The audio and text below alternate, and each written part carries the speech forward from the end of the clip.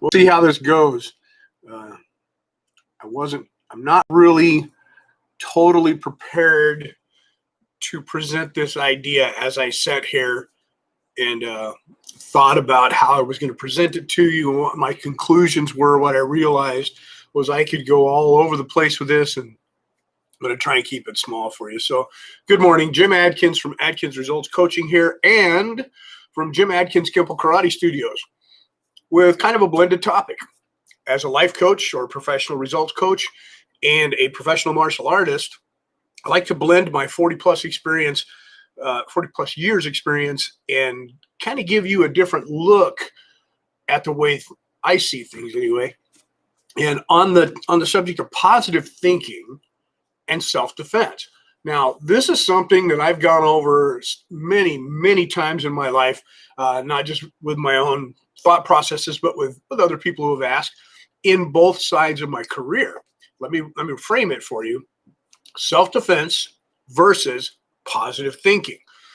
Now, there's a lot of paradigms out there, some extremely wrong by no fault of your own, but about martial arts and self-defense, because there's a lot of misinformation, just like anything else. And if you put that into perspective with positive thinking, the same is true. There's a lot of misinformation.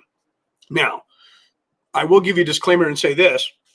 With positive thinking, any effort to try to obtain a positive mindset could be beneficial. Notice I left a little space for error in there. And any self-defense that you learn is better than no well, shoot. That's a tough one. Let me get into it. All right. So self-defense and positive thinking. So imagine, if you will, you have decided to protect yourself for whatever reason. You're worried about this, you're worried about that, or you've seen this, you've seen that, or you've just always wanted to do it, and you're going to learn to protect yourself, your family, your friends, and others by taking a self-defense class.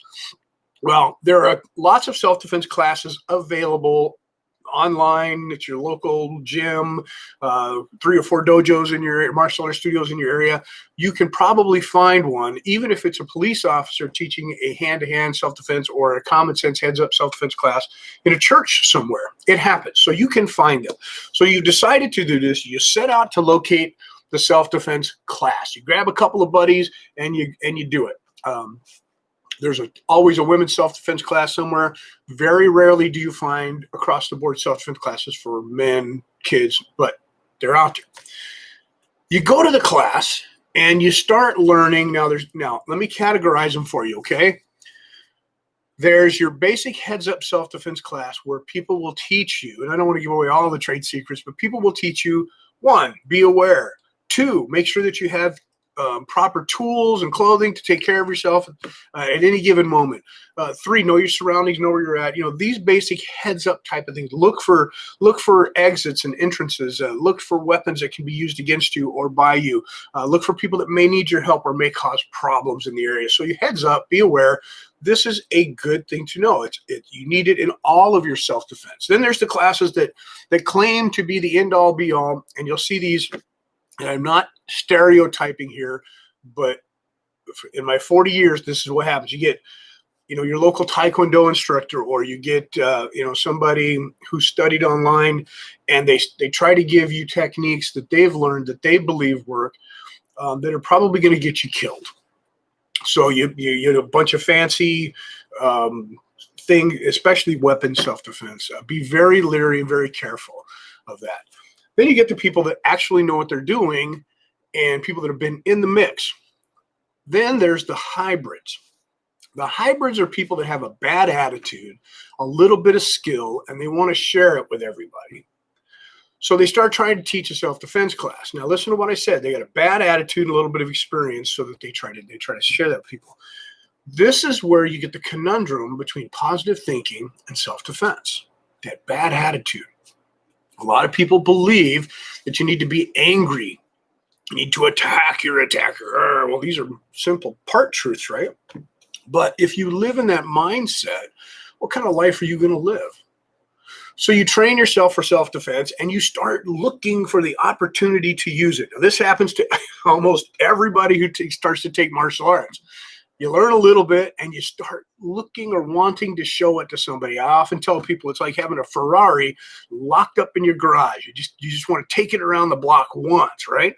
Not always the best idea. So you start looking for trouble. Are you following me here? You get this new skill set, you get this new mindset, and you start looking for trouble. Now, I know you're not trying to cause problems, but let me leave that there for a minute. We'll just kind of put it up over here, and we'll talk about positive thinking. We'll come back and get this, okay? Positive thinking. Well, what are the extremes of positive thinking? We can have normal positive thinking, like the martial arts programs that we decided, there's always the heads up awareness positive thinking, being aware when you're thinking negative or you're looking for the downside of everything and you're aware of it. So you change it. You start reframing it to a positive stated issue. I don't want to say issue. You just reframe it till it's positive. Okay. So that's one. Then you get the one where, people are teaching you or trying to keep you positive. Somebody dies and they say, oh, you'll get over it. Well, you have to handle it. You want to embrace it. So that's like learning techniques that are dangerous to you, right? So you're not, anyway, I'll go past that. Then you get the people that really know what they're talking about for positive thinking. You reach out, you seek that type of help, and you install their belief system or a belief system that works for you, and you become a positive thinker. Well, what does that mean? Well, if you get to the extreme end of it here, and you get people that are just way positive all the time, and do I dare say too positive? Well, yeah, because you can be blinded to the truth if you go too far in either direction. So being a positive thinker and being a self-defense, being prepared for self-defense, they have to come to an understanding. Let me help you. Okay, just follow me here. See if this applies to you at all. Your reticular activating system is a process in your brain that allows you to recognize things that are important to you. It's called the reticular activating system. Now, what happens in the reticular activating system is when you decide that something is important, you will notice it everywhere. Our brain processes thousands and thousands of bits of information per second. How in the world do we keep anything straight? The reticular activating system is part of that. It helps us cut out, filter through, and notice the things that are important to us. A great example that we always say is when you buy a new car, you buy a new pair of shoes, or you buy a new hat, and all of a sudden, everybody's driving that car wearing those shoes, wearing that hat. Well, did you start a trend? Or did your brain just say, that's important, pay attention?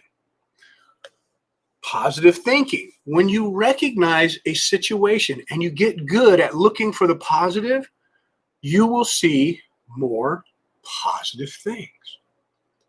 When you look for beauty, hey, breakfast, when you look for beauty, you will see beauty. When you look for ugliness and hatred, and when you look for disease and pestilence and people treating each other like crap, guess what? You're going to find it. You're going to see it. So positive thinking with your reticular activating system will draw to you more beautiful, positive things. Self-defense. So we're planning and prepping to fight people, right? Yes, that's what self-defense is. That's part of self-defense anyway. The physical part is just there's this much of it, okay? But it's there. And most people learn that the physical part of self-defense is I'm preparing to fight with somebody. Well, if you look for opportunities to fight, guess what? You're going to fight. You're going to find them. Your ego will not let your reticular activating system skip that chance by, and you will jump, mouth, push, stand your ground, and take a beating sometimes, depending on which class you took, right? And who you're standing in front of. And to think that way will draw it to you. So my conundrum in martial arts and coaching has been this. How do you teach people to prepare for the worst in self-defense and in other areas of life and still find the beauty in the world? Still be positive and think positive. Well, we got 10 minutes, so I'm out of time. I'm going to say goodbye. No, I'm just kidding. I'll go real quick and I'll get off here. I know this is a long time. So what I recommend, and I'll talk more about this. I told you I didn't have it organized today. Well, I'll talk more about this later, is what I want you to do is plan or prepare for the worst. And let's see, how can I say this? Prepare for the worst, plan for the best. Look for the best. So when you buy food at the grocery store for the week, you buy it knowing that tomorrow, today's food will be gone and you'll need more food. But it's not you looking to starve. Oh, I'm going to be hungry. I'm going to starve to find that food. You buy it, you plan it, you buy it, you put it away, you plan for it later, and then you don't think about it. Unless you're like me and you're thinking about food all the time. Is that a good analogy? Martial arts. You learn the skills, you practice the skills, and you let it go. And you look for the good in all people. Being able to flip that switch, turn it on when you need it, is another lesson. We'll talk about that later. All right, thanks for sticking around. Thanks for listening. If it helped, give me the thumbs up. If it didn't help, tell me you're done listening. If you haven't subscribed, please subscribe. If you know somebody that could benefit from these videos, please share my channel with them. And until I get my head straight and a clear thought, and I see you next time, on your mark, get set, grow.